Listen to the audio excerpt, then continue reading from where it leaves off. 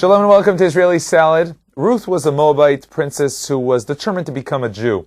She converted and became the great-grandmother of King David, grandmother of King David's father, Yishai. Her story, the Scroll of Ruth, is read on the festival of Shavuot. Now let's join a special group of volunteers who decided it's time to clean and rejuvenate the tomb of Yishai and Ruth, which is located on the hilltops of Hebron.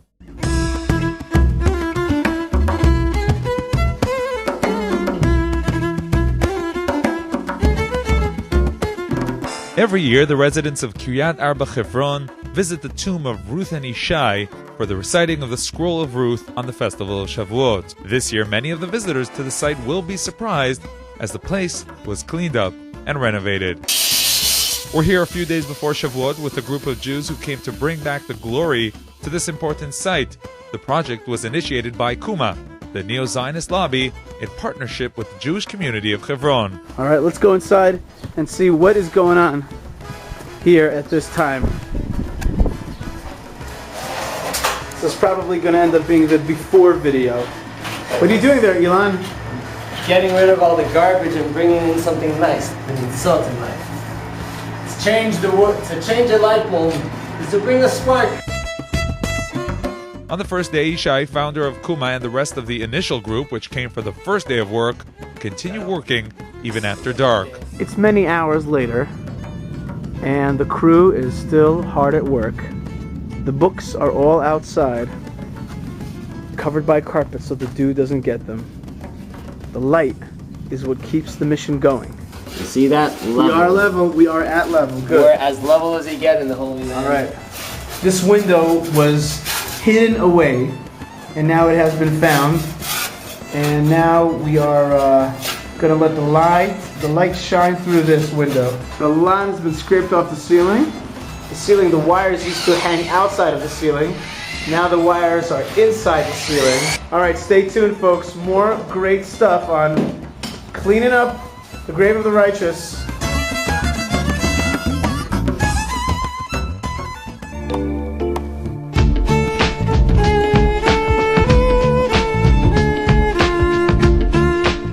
It's the next morning. This time the group is bigger as more volunteers join to help. The fixtures are being fixed, and finally there's something to drink in addition to all the bottles of Coke brought here by the group. First waters that cover Ruth Yishai. There you go. It is flowing. This whole place is changing right now.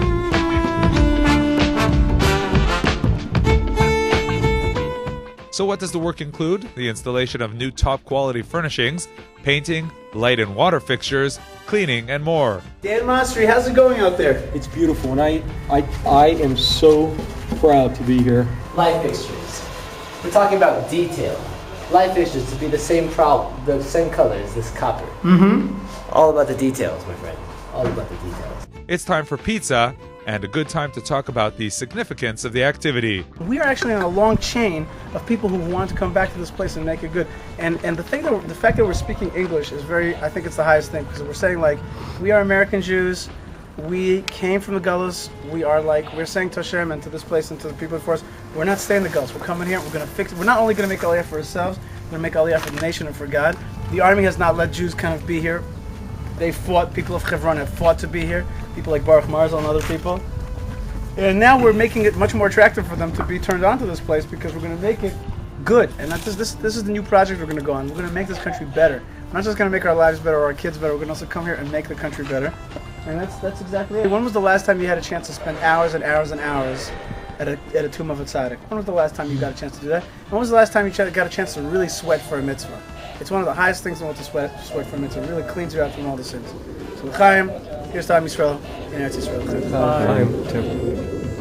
And a few words about King David, son of Yishai, and the great-grandson of Ruth. He probably buried him, like when he passed away, wanted to bury him next to his palace. And we know that the palace was on the highest point. David ruled here for 7.5 years in Hebron before he moved on to Jerusalem. So this is the seat of the Davidic dynasty. That's why they think that Ruth was buried here also, because she's the seat of the Davidic dynasty. As he's painting the walls of the site, Yishai Fleisher explains that he was inspired to take on the task of rejuvenating the holy spot as a way of honoring the memory of his father. My mom and I wanted to make something nice for my dad, and we didn't want his name on a shul or something. We wanted to resurrect the place in the land of Israel. And so we found this place. We love Hebron. I got married in Hebron. And we love this place. So we try to kind of send money to make it happen, to make it get better.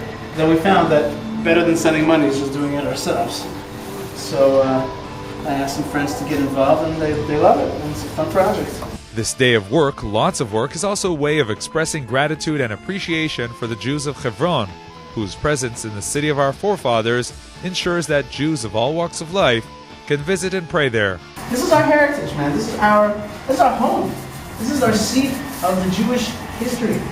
This is where the original Jews lived, man. And now we're coming back to these places. It's unbelievable. Regarding the situation of the site as it was before the renovation, the volunteers rather focus on the future and not relate to the question, how could this site be neglected for so long?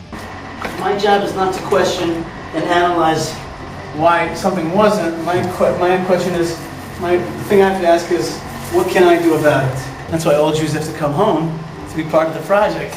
You know, we can't be always talking about how there's problems in Israel, and I was in Hebron and it didn't look so nice. So you say, listen, the question is only one. What are you going to do about it? I think Hashem doesn't pay us to be analysts. He pays us to be activists.